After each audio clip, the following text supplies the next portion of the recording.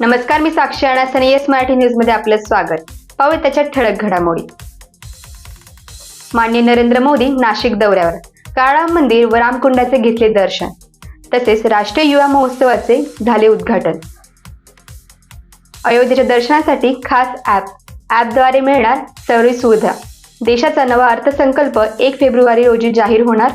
यंदाचा अर्थसंकल्प शेतकऱ्यांसाठी लाभदायी ठरणार. भरत गोगावलेंचा व्हीप ठाकरे गटाला लागू होणार. विधानसभा अध्यक्षांची माहिती. स्वच्छ राज्यांच्या यादीत महाराष्ट्र पहिल्या क्रमांकावर तर स्वच्छ शहरांच्या यादीत मुंबई 3ऱ्या क्रमांकावर. फडणवीस म्हणजे शूर्पणखा, नाक कापल्याशिवाय राहणार नाही, संजय राऊत यांची टीका. आज सायंकाळी मोदींच्या हस्ते होणार सगळ्यात मोठ्या सागरी पुलाचं उद्घाटन. आता पाहूया ठळक बातम्या विस्ताराने. आज होणार देशातील सर्वात मोठ्या सागरी पुलाचं उद्घाटन. आज देशातील सर्वात मोठ्या सागरी पुलाचं उद्घाटन होणार आहे. पंतप्रधान नरेंद्र मोदी MTHL शिवडी नावाशेवा सागरी पुलाचं उद्घाटन करणार आहे. दक्षिण मुंबईतील शिवडी येथून चालू होणारा हा ब्रिज रायगड तालुक्यातील उरण येथील नावाशेवा या गावात संपणार आहे. एकूण 21.8 किलोमीटर लांबीचा हा Mumbai trans harbour sea link आहे. या ब्रिजचा 16.50 किमीचा मार्ग समुद्रात आणि 5.5 किमीचा मार्ग जमिनीवर आहे. अटल सेतू हा 6 सागरी बीच आहे. तब्बल 18,000 कोटी रुपये खर्चून बांधण्यात आलेल्या या ब्रिजचं आज उद्घाटन होत आहे. उद्यापासून हा पूल वाहतुकीसाठी खुला होईल. या सागरी सेतूमुळे मुंबई ते नवी मुंबई हे 2 तासात अंतर अवघ्या 20 मिनिटात पार होणार आहे. या सागरी सेतूमुळे मुंबई ते नवी मुंबई हे 2 तासाचं अंतर अवघ्या 20 मिनिटात पार करता येणार आहे. अटल सेतूवर या वाहनांना परवानगी नसणार. दुचाकी, मोपेड, 3 चाकी वाहनं, ऑटो, ट्रॅक्टर, बैलगाडी आणि धीम्या गतीने धावणाऱ्या वाहनांना या ब्रिजवर प्रवेश नसणार आहे. अशा प्रकारे होणार hitech ORT toll collection. Shivdi Nhava Sheva सागरी पुलावर टोलिंगची अत्याधुनिक पद्धत असणार आहे. या ब्रिजवर ORT म्हणजे ओपन रोड टोलिंग असणार आहे. अटल सेतूवर अत्याधुनिक स्कॅनर आणि कॅमेरे बसवण्यात आले आहे. ते या मार्गावरून वेगाने पळणाऱ्या वाहनांना हेरून इलेक्ट्रॉनिक पद्धतीने टोल कलेक्शन करतील. अशा प्रकारे हायटेक ORT टोल कलेक्शन होणार आहे. दिंडोरी शिवसेना उद्धव ठाकरे पक्षाची बैठक संपन्न. नाशिक नगरीत शिवसेना उद्धव बाळासाहेब ठाकरे पक्षाचे महाअधिवेशन होत असून शिवसेना पक्षप्रमुख माजी मुख्यमंत्री उद्धव बाळासाहेब ठाकरे यांच्या होणाऱ्या सभेचे आयोजनासंदर्भात पक्षप्रमुख मान्य जयंत भाऊ दिंडे यांचे अध्यक्षतेखाली बैठक संपन्न झाली. शिवसेना पक्षप्रमुख मान्य मुख्यमंत्री उद्धव साहेब ठाकरे यांच्या नाशिक येथील दिनांक 23 जानेवारी रोजी श्री काळाराम मंदिरात होणाऱ्या पूजा व आरती तसेच अनंत कान्हारे मैदानात सायंकाळी 5:30 वाजता शिवसेना पक्षप्रमुख माजी मुख्यमंत्री उद्धव साहेब ठाकरे यांच्या नाशिक येथील दिनांक 23 जानेवारी रोजी श्री काळाराम मंदिरात होणाऱ्या पूजा व आरती तसेच अनंत कार्य मैदानात सायंकाळी 5:30 वाजता होणाऱ्या सभेविषयी दिंडोरी येथे गेस्ट हाऊस येथे शिवसैनिकांची बैठकीचे आयोजन करण्यात आले होते. त्यामध्ये 22 व 23 जानेवारीला पक्षप्रमुख उद्धव ठाकरे काळाराम मंदिराचे दर्शन घेऊन व गोदामातेची आरती करणार आहे. 23 तारखेला होणाऱ्या अधिवेशनामध्ये शिवसैनिकांनी जास्तीत जास्त संख्येने उपस्थित राहावे याचे नियोजनासाठी पदाधिकाऱ्यांनी गावागावामध्ये जाऊन माहिती देऊन दिंडोरीमधून जास्तीत जास्त संख्येने शिवसैनिक व नागरिकांना उपस्थित राहावे असे आवाहन संपर्क प्रमुख जयंत भाऊ दिंडे यांनी केले व पदाधिकाऱ्यांचे मनोगत जाणून घेत त्यांना मार्गदर्शन केले. यावेळी तालुका प्रमुख पांडुरंग गणोरे, माननीय आमदार रामदास चारोस्कर यांनी आपले मनोगत व्यक्त केले व पदाधिकाऱ्यांचे मनोगत जाणून घेत त्यांना मार्गदर्शन केले. यावेळी तालुका प्रमुख पांडुरंग गणोरे, माननीय आमदार रामदास चारोस्कर यांनीही आपले मनोगत व्यक्त केले. याप्रसंगी संपर्क प्रमुख जयंत भाऊ दिंडे, माननीय आमदार रामदास चारोस्कर, जिल्हा समन्वयक सतीश देशमुख, उपजिल्हा प्रमुख नाना मोरे, ज्येष्ठ शिवसैनिक जयराम पाटील, विधानसभा सहसंपर्क प्रमुख सुनील मातेरे, उपजिल्हा समन्वयक संतोष वाघ, तालुका प्रमुख पांडुरंग गणोरे, नारायण राजगुरू, विधानसभा संघटक वसंत घडवजे, तालुका संघटक अरुण गायकवाड, उपतालुका समन्वयक अरुण कड, उपतालुका प्रमुख विश्वास गोजरे, किशोर आपसुदे, विजय पिंगळ, प्रभाकर जाधव, रावसाहेब जाधव, रघुनाथ आहेर, डॉक्टर विलास देशमुख, सुनील जाधव, अविनाश वाघ, शहर प्रमुख संतोष मुरकुटे, युवा जिल्हाध्यक्ष नदीम सय्यद टेक, युवा जिल्हा प्रमुख संगम देशमुख, युवा तालुका प्रमुख निलेश शिंदे, एकनाथ खराटे, अशोक निकम, उपविभाग प्रमुख शिवराज गोडसे, विठ्ठलराव आपसुंदे, संतोष भालेराव, वसंत थेटे, ओमकार पाटील, गणेश हिरे, जगन सत्ताळे, पप्पू शिवले, भाऊराव शिंदे, राजेंद्र गटकळ आदी शिवसेनेचे पदाधिकारी व युवा सेनेचे पदाधिकारी बहुसंख्येने शिवसैनिक उपस्थित होते. येस मराठीसाठी नारायण राजगुरू, दिंडोरी. नाशिकच्या कळवणमध्ये किसान सभेचे लाल वादळामुळे अखेर प्रशासन नरमले. किसान सभेच्या वतीने काढण्यात आलेल्या मोर्चानंतर शबरी घरकुल योजनेच्या अंमलबजावणी करण्याचे आश्वासन दिल्यानंतर गेल्या 10 दिवसापासून कळवणमध्ये प्रशासकीय इमारतीसमोर DYFI संघटनेच्या नेतृत्वाखाली आदिवासी बांधवांनी सुरू केलेल्या उपोषण तुर्त स्थगित करण्यात आले आहे. 10 दिवसापासून सुरू असलेल्या उपोषणाची दखल घेतली जात नसल्याने आंदोलनाला पाठिंबा देण्यासाठी व कांद्यावर निर्यात बंदी उठवावी व कांद्याला हमी द्यावा यांसह विविध प्रलंबित मागण्यांसाठी किसान सभेच्या वतीने माजी आमदार JP गावित यांच्या नेतृत्वाखाली कळवणपासून 5 किलोमीटर पायी मोर्चा काढून व कांद्याला हमी द्यावे यांसह विविध प्रलंबित मागण्यांसाठी किसान सभेच्या वतीने माजी आमदार JP गावित यांच्या नेतृत्वाखाली कळवणपासून 5 किलोमीटर पायी मोर्चा काढून प्रशासकीय कार्यालयांसमोर धडक देत प्रशासनाला धारेवर धरले. हजारो आदिवासी बांधव मोर्चात सहभागी झाले होते. यावेळी प्रशासनाच्या विरोधात जोरदार घोषणाबाजी करण्यात आली. 1 महिन्यात शबरी घरकुल योजनेची अंमलबजावणी करण्यात आली नाही तर यापुढे तीव्र आंदोलन छेडण्याचा इशारा आंदोलकांनी दिला आहे. यावेळी इंद्रजित गावित, आंदोलक माजी आमदार JP गावित बोलत होते.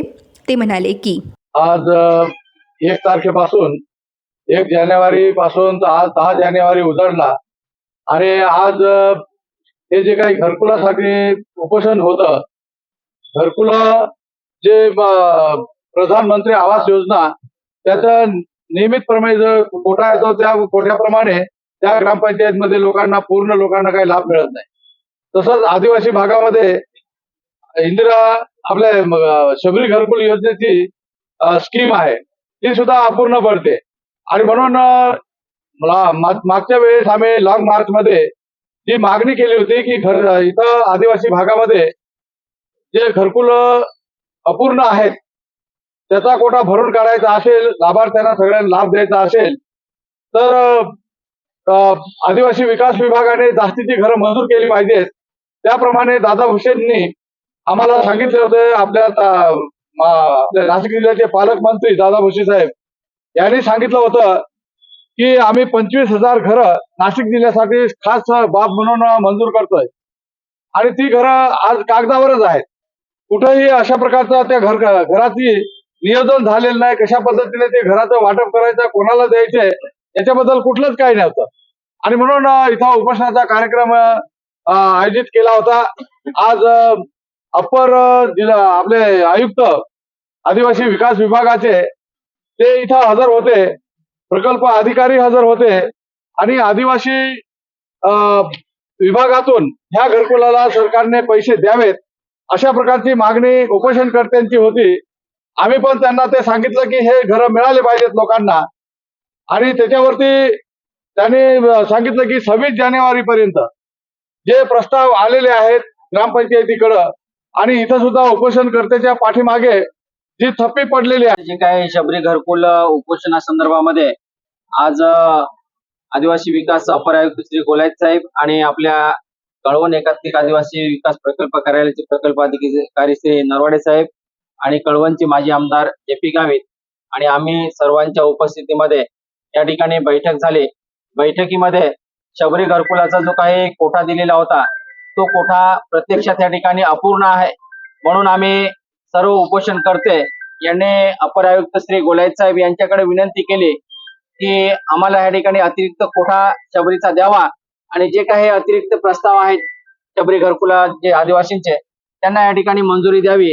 त्याच्यावरती श्री अपर आयुक्त यांनी आम्हाला सांगितलेलं आहे की 1 महिन्यामध्ये आम्ही उर्वरित महाराष्ट्रामधून जे काही उर्वरित शबरी घरकुलाचा जो काही कोटा आहे तो आम्ही या ठिकाणी कळवण प्रकल्पाला देऊ आणि कळवण प्रकल्पाअंतर्गत जे काही जादाचे शबरी घरकुलाचे प्रस्ताव आहेत त्यांना आम्ही या ठिकाणी मान्यता देऊ अशा पद्धतीचं त्यांनी सांगितलं आणि त्याच्या अनुषंगाने आम्ही या ठिकाणी आजचं 10 दिवस चाललेलं आमरण उपोषण आम्ही या ठिकाणी त्यांच्या उपस्थितीमध्ये या ठिकाणी मागे घेतोय असं आज या ठिकाणी सांगतोय. याच्यानंतर मागणी मान्य नाही झाली तर आम्ही त्यांना 1 महिन्याचा कालावधी दिलेला आहे. साधारण 10 ते 12 फेब्रुवारी नंतर आम्ही संपूर्ण जिल्ह्यातून किंवा जे काही नाशिक विभाग आहे या नाशिक विभागातील सगळे शबरीचे आदिवासी लाभार्थी आहेत ते आदिवासी विकास भवन नाशिक या ठिकाणी पुढचं आंदोलन करतील. आंदोलन कसं असेल त्याची रूपरेषा त्यावेळेस ठरेल, पण सर्व नाशिक विभागातून त्या ठिकाणी आदिवासी लाभार्थी येतील आणि त्या ठिकाणी जे आंदोलन आहे त्याचं स्वरूप हे फार वेगळं राहील आणि भव्य राहील अशा पद्धतीचं त्यांनी आम्ही त्यांना त्या ठिकाणी सांगितलेलं आहे. आपल्या हक्काचं घरकुल द्यायचं आपल्याला, त्यामुळे सर्वांचा जरा मोठ्याने आवाज आला पाहिजे घोषणांचा. अरे घरकुल कोण म्हणतो देणार नाही.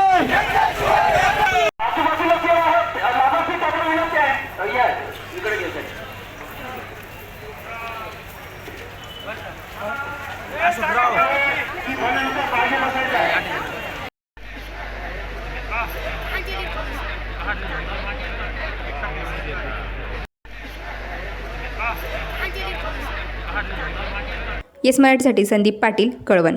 पंतप्रधान येणार म्हणून रस्त्याचे काम सुरू, मात्र कामाचा दर्जा निकृष्ट. देशाचे पंतप्रधान नरेंद्र मोदी नाशिक दौऱ्यावर येणार असल्याचे कळताच सर्व यंत्रणा खडबडून जागृत झाल्या. विमानतळापासून नाशिकपर्यंत जाणाऱ्या सर्व रस्ते चकचकीत झाले. रस्त्याच्या दुतर्फा स्वच्छता करून दुभाजकाला रंगरंगोटी करून सर्व खड्डे बुजवण्यात आले.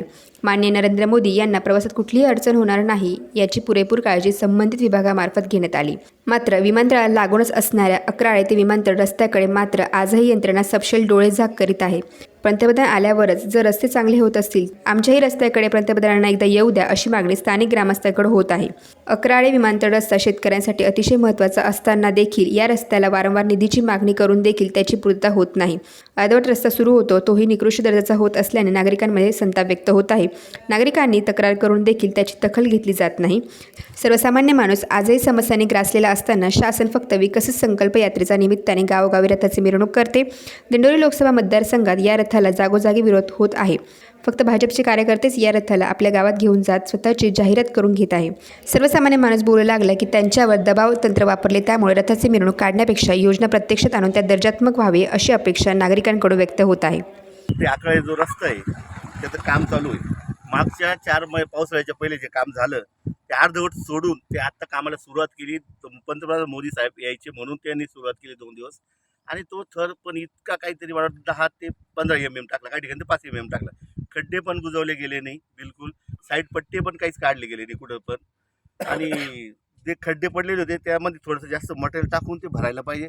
त्या पद्धतीनं कुठलंही काम नाही, सगळं एकदम हलक्या दर्जाचं काम केलं. ते त्यांना सांगून पण ते म्हणतात तुमची रहदारी फार चालू आहे, हे चालू आहे. हा एअरपोर्ट रस्ता आहे शेतकऱ्यांचा खूप महत्त्वाचा. आपलं काही शेतकऱ्यांसाठी तर इतका महत्त्वाचा रस्ता आहे. ओझर, पिंपळगाव, तसेच एअरपोर्टला जाणं, इकडे MIDC दिंडोरी, आंबे ते जानोरीचे जे सर्व रहदारी ती इकडनं जाते. आणि आज अकराळ्यामध्ये फार मोठी MIDC झाली. इतकी मोठी MIDC झाली. रिलायन्स सारखा एवढा मोठा प्रकल्प आलाय आणि त्यामुळे इथं रहदारी चालूच राहणार आहे. त्या पद्धतीने रस्त्याचं काम आता आपले पंतप्रधान मोदी येणार होते नाशिकला, त्या निमित्ताने त्यांनी फक्त 2 दिवस काम केलं. आणि आता 3 दिवसापासून सगळं मशिनरी उभी काम बंद आहे. बंद आहे, काम सगळं काम बंद आहे. मी म्हणाय गेलो तर म्हणतो आजी नाही असंच काम पाहिजे, तुमच्या रहदाऱ्या येते, तुमच्या मोठ्या गाड्या येते, आम्ही कसं काय रस्ता करायचा, मग तुम्ही रस्ता बंद करा ना. मग खड्डे बघा खडे सुद्धा बुजवेल हे बघा, खड्डे म्हणून आम्ही फक्त आता ना खडी टाकून देणार फक्त. म्हणजे चालायला सुद्धा लोकांना प्रॉब्लेम येतो. फक्त आम्ही खडी टाकून देणार आहे, आम्ही बुजवणार, फक्त बुजून देणार. म्हणजे रस्ता व्यवस्थित करा, एवढा थर देईल. हा काय थर देईल, मोकळून पाहिलं मी ना असं नाही, एक वर्ष नाही होत लगेच खड्डे पडायला. पुढे घ्या, चालू काम दाखवतो. मग काय ते दोन MM पण नाही, 2 MM पण त्याची उंची बघा, इथं बघा, हे यावर हुकून पाहून जेव्हा बिलकुल म्हणजे काय ते इतकं माल निकृष्ट टाकेल दर्जाचं नाही, काम आहे. माल टाकेल नाही, त्याने काहीच माल टाकेल नाही, तेव्हा ते हुकून पाहिलं पाहिजे. मी म्हणलं तर म्हणतो नाही, आधी त्याच्यावर अजून काय पडणार आहे, अजून ते टाकायलाही नाही आले, काही करायला नाही आले. ते म्हणजे तर म्हणतो त्याच्यावर डबल माल टाकायचं, पण ते कुठं आलं चांगलं रस्ता बनवायला. आपलं मी म्हणाय गेलं माझं पडते म्हणजे बापा तुम्ही आपण पाहता मग ती आजी काही बोलायचं हा रस्ता पा बरं तुम्ही हा रस्ता तुम्हीच पा बरं हा रस्ता कसा आहे. आणि त्यात म्हणाय गेले तर म्हणून आजी आमच्या हे पडायचे म्हणून अजून तुम्ही रस्ता कोणी सुचता, तुम्ही काम करताना मग रस्ता करा ना तुम्ही. हाताने उकरून राहिली हा रस्ता पा तुम्ही पा बरं रस्ता कसा फोटो दे टाकतो. हा पा बरं हा रस्ता पा हा रस्ता बा हा जुना रस्ता पहा. पा बरं आता धावा, इतकं. हा, पा उजवा. बरं हा रस्ता बघा, हा हे बघा, या बा पाय आता. काही रस्त्याची दुर्दशा आहे. पाहा तुम्ही आता तिशी म्हणाय गेलं तर माझं बघा बोलून रस्ता काय टिकणार आहे बोलून घेईन बघा या. बघा आता या बा ना आता ते बाईनं उकारलं ते साधं. ते हातानं पण राहत नाही. मग. पाहा बरं. बघा हा रस्ता बघा दाखवा तुम्ही फक्त पाहा बरं. इकडे बघा पूर्ण रस्ता बघा ये बा उकळतं ये बा हाताला उकळतं ये बा ये बा उकळतं का बघा उकळतं ये बा अशी दुर्दशा आहे या आणि असा रस्ता ये तर काही पेक्षा रस्ता नाही केला तर बरं ना मग काय मग असे खटे राहून गेले तेच बरे ना मग मग हा ते चालू काम करता मग आजी आम्हाला मंजूर होऊन हा रस्त्याची दुर्दशा अशी आणि आज मोदी साहेब तिकडे जाणार होते नाशिक दौऱ्यावरती तर तो जाणवरी ते रस्ते पूर्ण साफसफाई पाणी बिनी मारून साहेबांना म्हणे इकडे पण या एका दिवशी MIDC ला साहेबांना पण फिरवा इकडं आमच्या तरी रस्त्यांचे काम होऊन जाईल मग आणि हायवे रस्ता साधा नाही MIDCचा आहे. गुजरात जाणारा रस्ता आहे हायवे. असे रस्ते काय टिकणार एअरपोर्टला विमानतळावर जाणारा रस्ता आहे हायवे. विमानतळावर जाणारा रस्ता आहे. त्याने व्यवस्थित जर केला तर तो टिकल भाऊ नाही इकडं केला तर वणी काय नांदोरी टिकल? पार कळवण मग याला जाणारा रस्ता आहे गुजरात. ते मग एस मराठीसाठी प्रतिनिधी अशोक निकम दिंडोरी. मोखाड्यात अंगणवाडी सेविकेचा पंचायत समितीला घेराव. राज्यातील सर्व अंगणवाडी सेविकेला मानधन वाढ, थकीत TADA, नवीन मोबाईल, लाभार्थ्याच्या अनुदानात दुपटीने वाढ, ग्रॅज्युइटी आदी मागण्यांसाठी 4 डिसेंबरपासून राज्यातील अंगणवाडी कर्मचाऱ्यांनी संपाचे हत्यार उपसले असून या संपात पालघर जिल्ह्यातील जवळपास 3,300 अंगणवाडी केंद्रांना टाळे लागले आहे. त्यामुळे कुपोषण निर्मूलनासाठी महत्त्वाची भूमिका बजावणाऱ्या अंगणवाडी सेविका संपावर गेल्याने कुपोषित बालके, स्तनंदा माता, गरोदर माता यांचा आहार बंद झाल्याने जिल्ह्यात कुपोषण वाढण्याची भीती निर्माण झाली आहे. त्यामुळे अंगणवाडी कर्मचाऱ्यांनी कामावर हजर राहावे यासाठी एकात्मिका बाल विकास प्रकल्प कार्यालयाकडून सरसकट अंगणवाडी कार्यकर्त्यांना नोटिसा बजावत संपात फूट पाडण्याचे काम केले जात असून अनेक अंगणवाडी कर्मचाऱ्यांना कामावर हजर होण्यासाठी नोटिसा देखील देण्यात आल्या होत्या. या नोटिसांना उत्तर देण्यासाठी सर्व जिल्ह्यातील अंगणवाडी कर्मचाऱ्यांनी 9 तारखेला एकात्मिक बाल विकास प्रकल्प कार्यालयावर बेमुदत ठिय्या धरणे आंदोलन करून नोटिसांची होळी करण्यासाठी तालुक्यातील शेकडो अंगणवाडी कर्मचारी मोखाडा पंचायत समिती येथे जमल्या होत्या. यावेळी जमलेल्या अंगणवाडी कर्मचाऱ्यांकडून शासनाच्या विरोधात घोषणाबाजी करत एकात्मिक बाल विकास विभागाकडून देण्यात आलेल्या नोटिसा फाडून फेकण्यात आल्या. गेल्या महिनाभरापासून सुरू असलेल्या अंगणवाडी कर्मचाऱ्यांच्या संपाला काँग्रेस तालुका अध्यक्ष जमीशीद लारा शेख यांनी देखील पत्र देऊन पाठिंबा दर्शविला आहे. गेल्या महिनाभरापासून सुरू असलेल्या अंगणवाडी कर्मचाऱ्यांचा संप शासनाकडून फूट पाडण्याचे काम सुरू असून तालुक्यातील खोडाळा विभागातील अंगणवाडी सेविकांनी संपातून माघारी घेतली असून कामावर हजर झालेल्या आहेत. त्यामुळे एका बाजूने अंगणवाडी सेविका आपल्या न्याय हक्कासाठी लढत असताना शासनाकडून संघटनेत फूट पाडण्याचे सत्र सुरू असल्याचा आरोप देखील यावेळी अंगणवाडी कर्मचाऱ्यांच्या संघटनेकडून करण्यात आला आहे.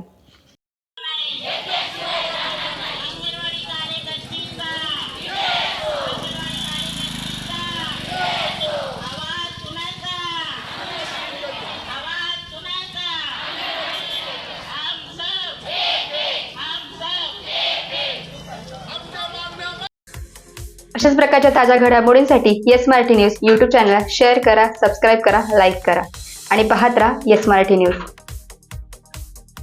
धन्यवाद.